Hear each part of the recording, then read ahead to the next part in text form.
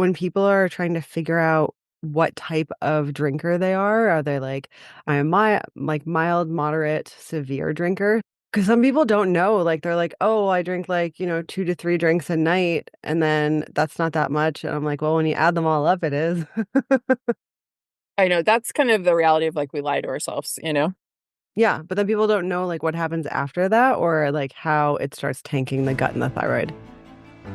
Hey girl, you're listening to The Samantha Parker Show, an unhinged and insider look at the girl boss lifestyle. I'm like the best friend in your earbuds that you didn't know you've been craving. It's conversations from the girls' bathroom that are gonna make you smile, inspire the hell out of you, and hype you up. You are not as crazy as you think. Life is a wild ride, and girl, I invented the roller coaster. So grab your favorite beverage and let's be unhinged together. So welcome to the show. Hey, my podcast and sober besties. I am so excited. I have something amazing to share with you. Sam's Sober Stack. Like many of you, I once believed sobriety was beyond my reach. Alcohol had tightly woven itself into my life, dictating actions and thoughts until I made a bold decision to reclaim control. Now I am proud to share my journey from battling hangovers and hidden struggles to achieving a sober life full of clarity and freedom. As your self-proclaimed sober bestie, I invite you to step into my world on Sober Stack, where I offer my unfiltered story and the valuable resources I've gathered along the way. Why subscribe to Sam's Sober Stack? Well, by subscribing, you'll gain access to weekly insights and updates on navigating sobriety, my exclusive 30-day printable sober journal, an engaging community where we can uplift and support each other, subscriber-only content to help enrich your journey, and of course, I'm spilling all the tea on what has worked for me so you can implement some of these tools and resources into your own life. Sobriety doesn't have to be a solo journey. Let's share our stories, support one another, and inspire change together. Every new drop is conveniently delivered to your inbox, offering easy-to-navigate newsletter-type content filled with powerful insights geared towards your sober success. So let's do this together. Head over to thesamanthaparkershow.substack.com or go ahead and just click the link in the show notes. Now enjoy listening to this episode of The Samantha Parker Show. Hey guys, welcome back to the podcast. Today I have an incredible guest on. In fact, I'm a little nervous for this interview and you might start laughing, but I did get nervous. I was like, I want to make sure I ask the right questions because my guest today is so knowledgeable. So welcome, Dr. Valerie Gettings. You are a naturopathic medical doctor and a certified sports nutritionist. You also have like a whole bunch of like acronyms behind your name, like Yeah. NMD, which I was like, I don't know what these mean. Naturopathic medical doctor. Oh, I love that. Okay. And then CISSN. So that is the International Society for Sports Nutrition. So that's Oh, my cool. sports nutritionist certification. I love it. So, but you take hyperthyroid women from bloated and tired to having mental clarity and energy so they can crush their to-do list. Hmm. This is what I'm so excited about, though, is you're passionate about digestive health concerns, stress reduction, thyroid rebalancing and support, pain reduction. You do sports medicine movement, effective solutions for superhuman syndrome. But really, why I wanted to invite you on as well is because you have been in recovery from alcohol and other substances for 23 years. So you really understand, the process of, being an alcoholic and then also recovering from it and treating Yes. your body correctly. So Yes. we're going to dive into some cool stuff today. But really, what kind of inspired you to go down that path of becoming a naturopathic medical doctor? So for me, well, first of all, I'm so thankful to be here. So thank you so much, Samantha. I was having 60 to 80 seizures a day and working for the military at a very high stress job, and was trying to figure out the solution to the seizures, and finally went to a traditional naturopath who changed my diet, changed everything, changed different supplements each month and all of this stuff, changed completely everything. And then in 8 months, I stopped having seizures. And so I was Well, like, oh my gosh, there's something to this diet and gut brain interaction. And I was experiencing it in real time. And so after that, I left working for the military and I was like, I'm going to go become a naturopathic doctor and help people with their health issues. that's really cool. So I go to a nurse practitioner Yeah. and she's just like totally changed my life. I like talk about her all the time. She's been on the podcast and I'm like, I have absolutely loved it because a lot of times you go to the doctor and you're like, I don't feel good. And they're like, well, I don't know. And so I feel like when you go down this route, you can really get to, you hear this a lot, the root cause of what's going on, but it's, Yeah. you know? So you were in the military? I worked for the military for 7 years. I was a public affairs specialist for Navy medicine. Oh, So I did that's all really their, awesome. yeah, I did all their social media and I was the ghostwriter for the Navy Surgeon General and director of community outreach and many other jobs. So that's kind of like a big deal. Yeah, it was fun. Yeah. So where in this does your recovery start, or where along your timeline, like before becoming a doctor, after becoming a doctor? Way before. So when I was 22 years old, I ended up having liver failure at 22 from drinking and using other substances. And that's kind of what prompted me to start seeking some help. So it was Wow. definitely way before. So So to have liver failure at 22, that's like a pretty big deal, right? yes. Yeah. I know on TikTok, I get a lot of questions about sobriety and things like that. And they're like, well, how much were you drinking? Do you have liver issues? Do you have all these things? And I'm like, well, actually, no, I just was gaining weight rapidly and my alcohol like had gotten out of control? Yes. So it's always kind of interesting, like where people end up, where they start, and like the whole process in between. So while I was like diving into like your background on your website, by the way, I found that you have a link, and I think this was really great. We're going to put this in this show notes, but you had a link in your link tree. It was check your alcohol use here. So I clicked it this morning. And for you guys listening, it's cdc.gov/alcohol/check your drinking. And it has like a quiz. And I was like, I'm just going to take this quiz. Yeah, just to see. Yeah, but I was trying to take it from the perspective of like last year me who wasn't full of shit, for lack of a better word. Because when Hmm. you're drinking, I just don't think you're honest about anything. Right. Right. Exactly. So I took it and I went through it, and obviously it was like, you should consider drinking less. That's what it told me at the end of it. And I'm like, ha, little do you know, I've been sober for 8 months. But it really kind of puts you at a serious risk, and there's a lot of health consequences, including cancer, liver disease. And you and I, before we started like recording, we were talking about that. So, what is the link between alcohol and cancer? Yeah, so alcohol, and a lot of people don't know this. When they did research, they found like a third of people just were not aware of the link between alcohol use and the increase of cancer. So, what alcohol actually does is that alcohol is actually converted to something called acetaldehyde that directly attacks the DNA. So, it makes it difficult for your cells to function properly, for the mitochondria to function properly, and it affects important micronutrients like folate. So, alcohol actually leads to 7 different types of cancers. So, cancer of the mouth, throat, esophageal cancer, larynx or voice box cancer, liver, colorectal, and breast cancer. So, a lot of different things. So, it's a lot of people ask kind of, well, how much alcohol can I drink then? So, really, the way to look at it is like the more that people drink, the higher the risk. So, what do you kind of consider like a normal drinker? Like, what is a good level of alcohol? Like, do you feel like there is one? I mean, obviously, the more you drink, the more risk there is. But for people who are drinking occasionally meaning not every day, but I do kind of like the Health Canada guidelines for alcohol use. So theirs is like no more than 2 drinks per week. Per week? Yeah, and they just changed their guidelines about 2 years ago. So yeah, 0 to 2 drinks per week as of Health Canada. So, there's heavy drinking, moderate drinking, and kind of everything in between. But, like, what would you say is moderate drinking and what is heavy drinking?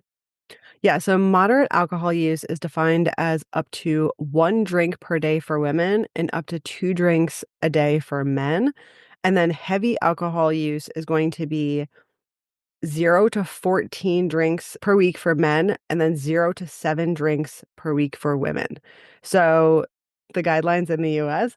So that's a lot of drinks. That is quite interesting. I would probably say less than 14 drinks a week for men and then 7 drinks for women. And again, my brain is like, seven? What is that? Like one a day? Like, But then the federal government's dietary guidelines for Americans, moderately, it says that it's up to 2 drinks a day for men, which would be 17, and then 1 drink a day for women, which would be 7. But that's also in those same guidelines what it is for heavy alcohol use. So I feel like all of that is way too much alcohol per per week. I know. So And, looking back, it's just a great reminder where I was like, heavy drinking, and then like times it by 100, I was there. But a lot of people don't realize that. And I think that's where people kind of think to themselves like, what type of drinker am I? And I think the biggest thing is for people, there are some people who are heavy drinkers and they can have those seven drinks a week, if they're a woman and be fine and then just stop drinking and not drink for like a bit. But then there are people who can't. So I think the biggest thing is like if you're trying to control your drinking, you may have a substance use issue. But again, there's people who can, just drink seven drinks and like stop and be fine for months and then don't think about it at all. But if you're like consistently like obsessing about it and trying to control it, then that's where there may be an issue. Okay, that's kind of crazy because, I'm like in the new, I feel like I'm very newly sober, especially Yeah. compared. And I look back and I remember thinking, like, if I went somewhere for the night and I was capable of limiting myself to two drinks, I would come home and be like, I am amazing. Like, did you guys see that? I only had two drinks. But like, it would have been two drinks in that specific setting, you know? Right. But two drinks a week, like you saying that to me, even like the alcoholic part of my brain is like panic mode. I was like, there, how could someone just have two drinks a week? Because they're probably not an alcoholic. That's what I'm saying. I'm like, this is why I go to meetings, guys. Yes. I had I was speaking with someone not too long ago and we were talking about like alcohol and hormone levels and Yes. perimenopause and all those things and she just told me like straight up she was like honestly Samantha if you are having perimenopause symptoms no alcohol like should be involved at all. But like nobody wants to hear that. And that was actually right before my decision to get sober. But like what is the connection or have you seen the connection between like, women let's say like 35 and above and their alcohol consumption and perimenopause and their hormones and all of those things? Oh, yeah. So kind of like the symptoms that you were experiencing when you came in, right? Kind of like the weight gain and not the inability to lose weight, all that sort of stuff. That happens as a result of drinking, but also with alcohol's interaction with the thyroid. So what starts to happen is alcohol starts to slow down your thyroid. That leads to weight gain, decreased metabolism. So, people who are like, "Oh my gosh, I'm doing everything. I'm working out, I'm eating healthy, I'm doing all the things. What is going on?" So the alcohol component is definitely in there. And then joint and muscle pain, depression, dry and thinning hair. So I often hear a lot of people that say, my hair was once really beautiful and thick, and now it is thin, and I'm losing a lot of hair. What is going on? So, the other connection with alcohol and the thyroid is alcohol actually reduces thyroid volume. So, it makes the thyroid smaller. And then heavy alcohol use reduces thyroid hormones. The T3 is the active thyroid hormone, and then T4 is inactive. But alcohol use actually brings down both thyroid hormones. So what does our thyroid do? Because I had a friend recently who the doctor was like, "We just want to take your thyroid out," and she's really been like fighting to keep her thyroid. Yeah. So, I mean, your thyroid is responsible for all of those kind of symptoms I listed. So, your weight. So, it's kind of like the furnace in the body where either, people get hot, heat resistant or they'll get cold, but it's responsible for metabolism, muscle production, mood. So, anxiety or depression, depending on if it's high or low, and then your hair as well. So, literally everything. So many, so many things. So it's crazy because I'm like, okay, so if you stop drinking and your thyroid, what else like does it take though for your thyroid to function properly? Nutrients. So, gut function. So, this is where the gut and thyroid play a role. So, when people are drinking more than 3 days in a row, it starts to tank their microbiome. So, the microbiome then doesn't have a chance to recover. We get 20% of our thyroid hormone from our gut. So if our gut is inflamed and not functioning and you're not giving it a chance to survive, then the thyroid will be impacted and everything starts to slow down. Okay. So okay, take me into the gut biome. Like what Yeah. exactly is that? Can we like just totally dissect gut health right now? And I'm just hearing it from like influencers and the things you see on, TikTok and but I'm like, what actually is it? Yeah. So in the gut itself, so in the small intestine, large intestine, we have millions of gut microbes. And some of these microbes, I like to think of it as like little armies. Like some are good armies and some are bad. So what they're doing is keeping balance within the gut, but then they also make micronutrients. They also help us to break down our food and then make vitamins and nutrients from that for the body to use. It's also our immune system is in the gut. So when the gut is functioning properly, then our immune systems can actually function properly. So you're not getting sick as much.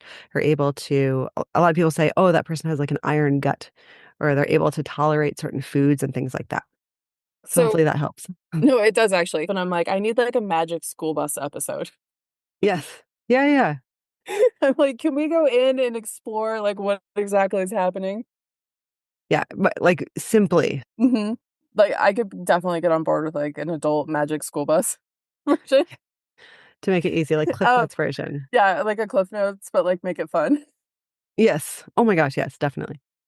Okay, so after you like kind of well, you've been in recovery for a long time. Like, did you take certain steps to heal your body, or is this stuff like you've learned later on? Like, what would you recommend to people?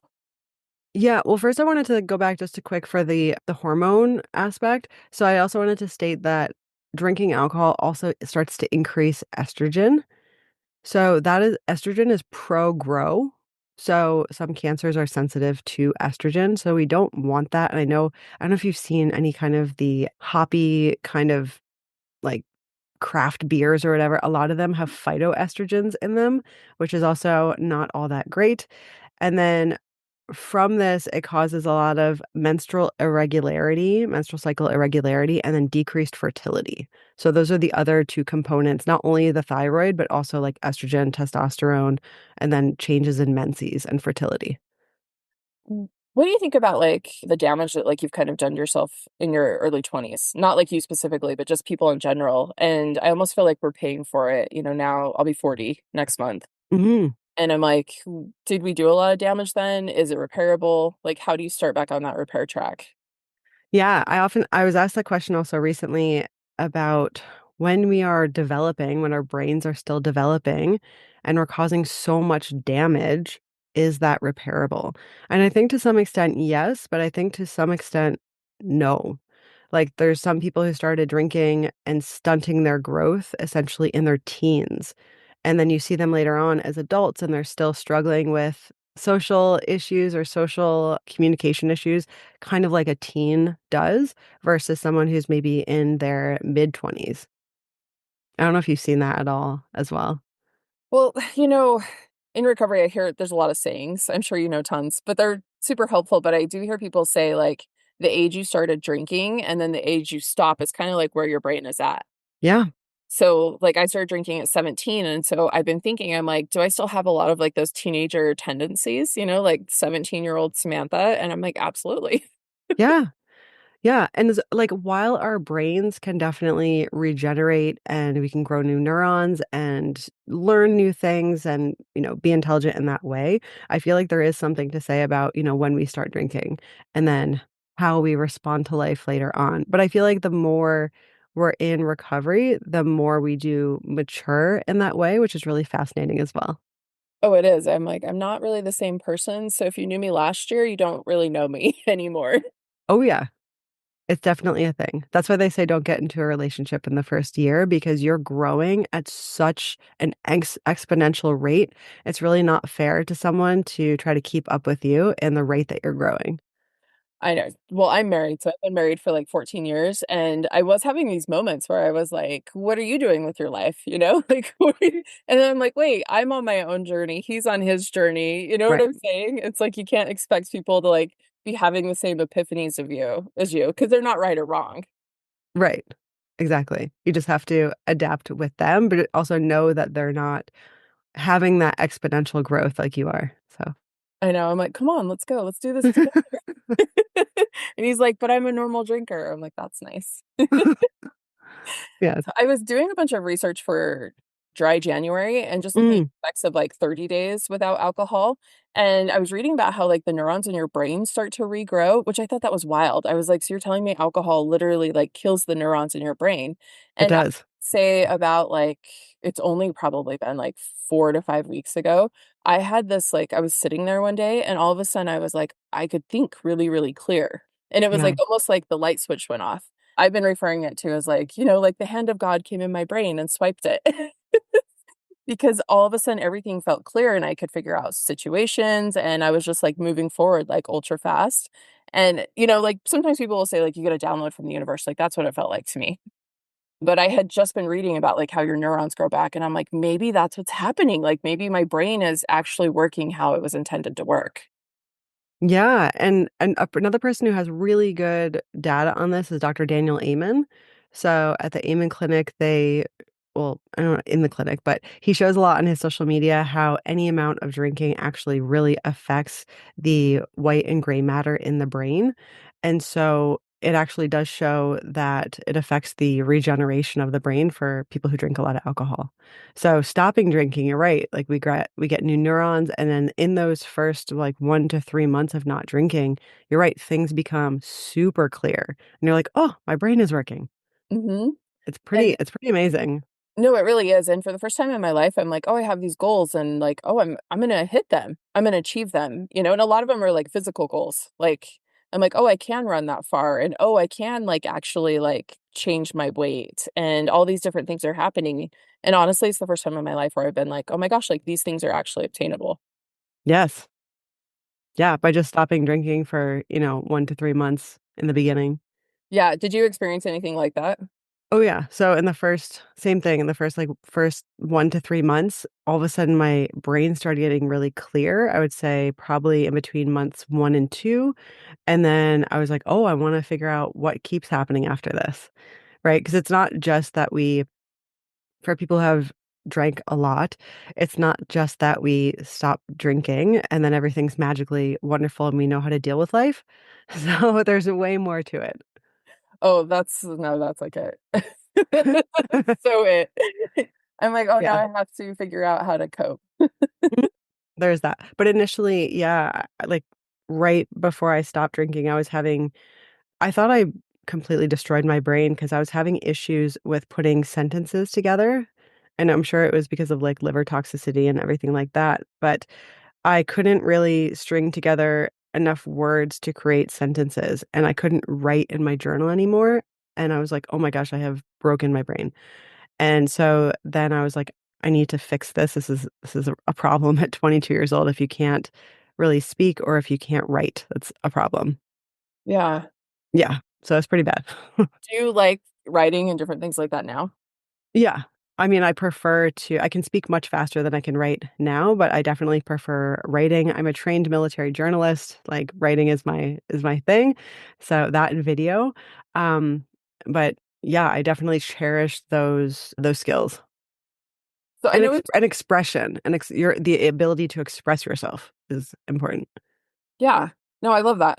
Okay, so we've kind of touched on this a tiny little bit, but healing your body after alcohol abuse. Like what are some Yeah. actual action steps that people can apply?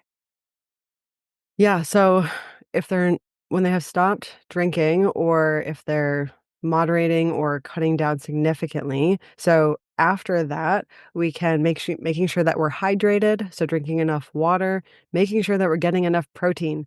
So this is going to be about 25 to 30 grams of protein per meal. We need that for muscle function, for like body development. Just there's so many things that we need proteins for in the body, but definitely having protein, definitely changing our environment. So they say, not being around toxic people or toxic things, or if you're watching a lot of toxic things like scrolling online, to limit that because it does affect your biochemistry. So just being mindful of who you're surrounding yourself with and what you're exposing your brain and your mind and your nervous system to. Okay, you just brought up something really interesting that just triggered in my brain. Do you think that scrolling social media and like consuming affects your biochemistry? I think it does. That's crazy. What would you I define think it does. biochemistry as? Biochemistry is really the signal from the brain causing a biochemical reaction in the body. So, whenever we're changing our thoughts, it changes our biochemistry. So, it changes us. Like, if we see something that's disturbing, all of a sudden it puts us into fight or flight. And we stay in that situation long enough, it starts affecting our digestion, sex drive, breathing rate, things like that. But if we're looking at things online that are inspirational, that are creative, that are motivational, then that also changes our biochemistry to something where we rest and digest. We're calm, we're in that creative space. So I think it really depends on what we're consuming on social media. It's hard to control it though, especially if you look at something like TikTok, where I felt like I had a really good algorithm going and then they screwed us here in the US. Yeah. They pulled us all offline for a day and it's gone. And now everything is like, very politically charged. What happened to TikTok? And I'm like, I was listening to like God quotes and recovery stories and I'm like Bible stuff and like stories. And I'm like, what has happened?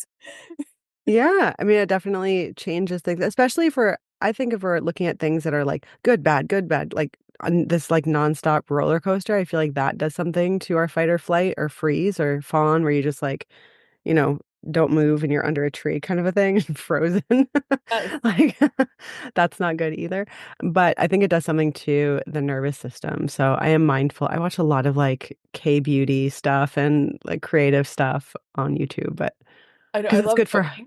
Yeah. you look. Cooking stuff, like watching Yeah. cooking stuff. I love it. Mm. Yeah, definitely helpful for the nervous system. Yeah. I'm like, I'm never going to make that, but that was really awesome. Yeah. Okay, so I go to Alcoholics Anonymous, but I know there's a ton of other options for recovery out there. So someone who is struggling with alcohol and they want like a support system, because it is hard to do it at home by yourself. And I know people who, they have a support system and they're totally thriving and doing different things. And I know people who just cut out alcohol and they're also fine and doing great. But then there is like people who are struggle, like they'll ask me like, well, how do you deal with this? How do you deal with this? And I'm like, well, honestly, like, I depend on my community. Yeah, so as far as AA, there are meetings online around the world, which is absolutely amazing, and also in person. In addition to that, there's something called IDAA, which is International Doctors of Alcoholics Anonymous. So this is for healthcare providers only.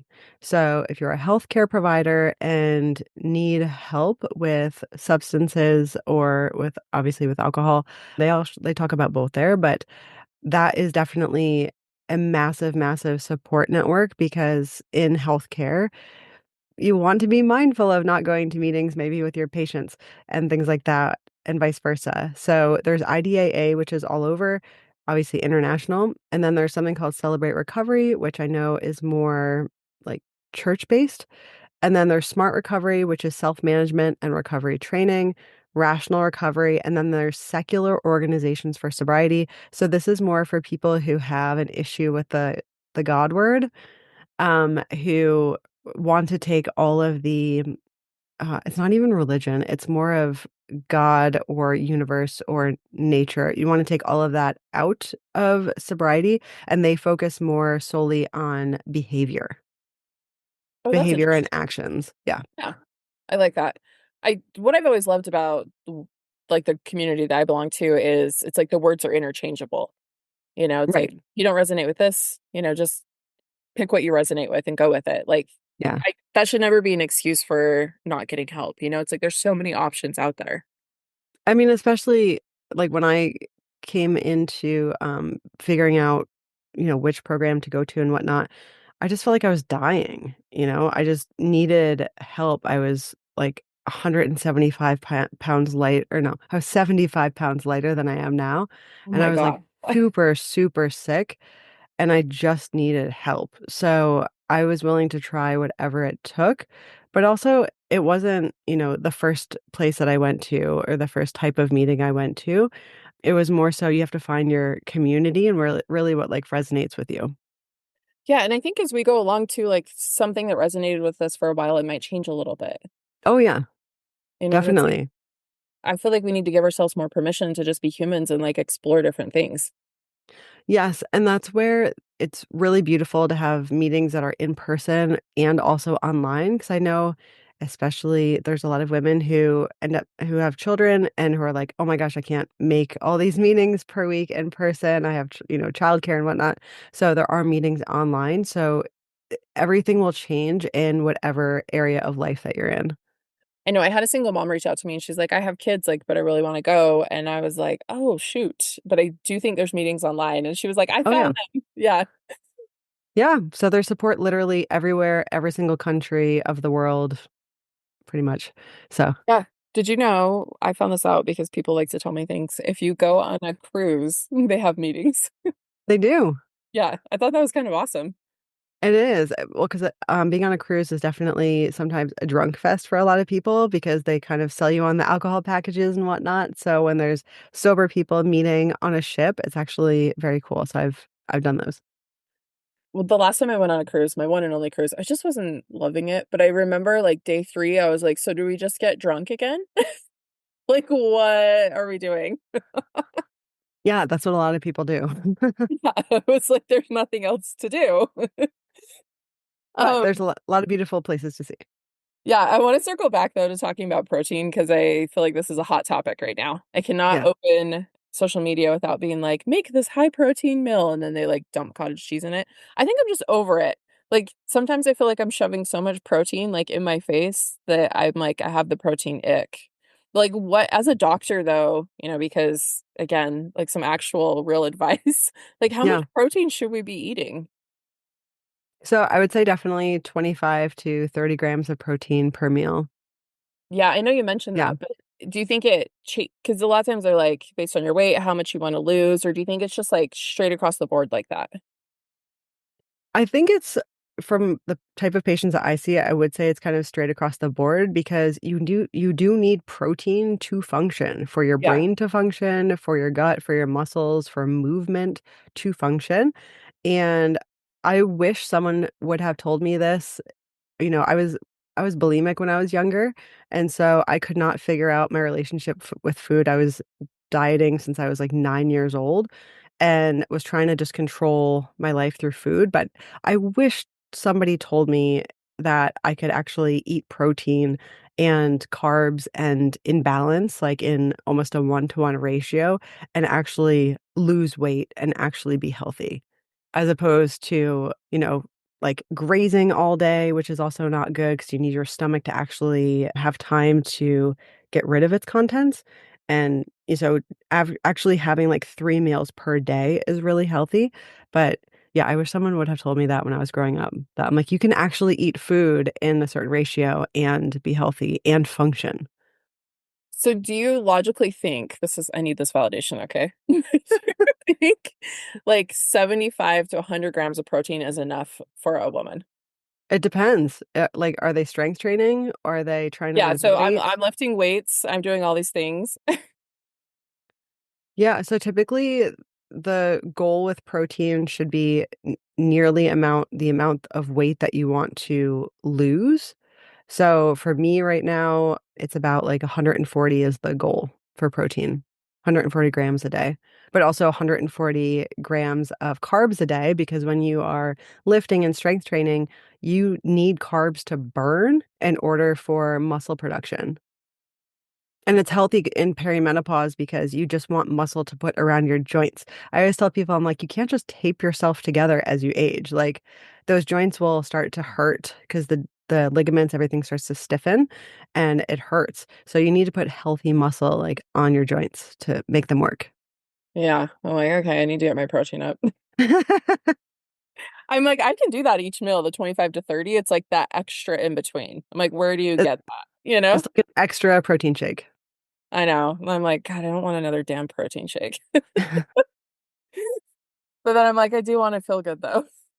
Yes. I like a Fit Foodie Selma. She's on YouTube as well as Instagram, and she has amazing, delicious meals where she focuses on about 100 grams of protein a day. Okay. So instead of eating protein or drinking protein shakes, it's like actually ways to get protein in the meals while making them delicious. I love that. Yeah, so I follow a lot of her stuff. Oh, that's cool. I'm gonna check that out. I feel like I want to like get into my YouTube era, like watching more videos and Mhm. versus like the short form like blasting in my face. Yes. Yeah, she has good long form and short form videos. Okay, so you're located in Scottsdale, is that right? Yes, Scottsdale, Arizona. Yep. Can you help women like all over the world? Like who do you work with? What do you do? I predominantly work with high performing women with gut and thyroid issues in Arizona. So that is where my medical license currently is. So that's who I'm able to help right now is women or people in Arizona. Oh, I love that. Do you do any sort of online consultations at all or just specifically Arizona? Currently, specifically Arizona, I want to eventually have a global brand where I'm able to help people from all over the world. Yeah, I love that. That's my goal. Okay, so if you guys are not in Arizona though, go check out your Instagram. What is your handle? It is Dr. Valerie Gettings, Gettings. And just for you guys listening, Dr. Valerie has a ton of really good information on there. Like I went through and watched your reels and I was like, I learned a lot. You've got some really great content. Thank you so much. Yeah, so thank you so much for being on today. Thank you for sharing, a little bit of your own story and just some really, really good, like actionable, like data. Hmm. I do find it really interesting where I know that like alcohol is being talked about more where it's causing cancer, but it's kind of like alcohol causes cancer. And I'm like, well, I remember when they came out and said that barbecuing your food caused cancer, Yes. so it's kind of interesting to see it linked, especially to breast cancer. That kind of stood out in my mind. So thanks for sharing your knowledge today and thanks for being on the Samantha Parker Show. Thanks so much for having me.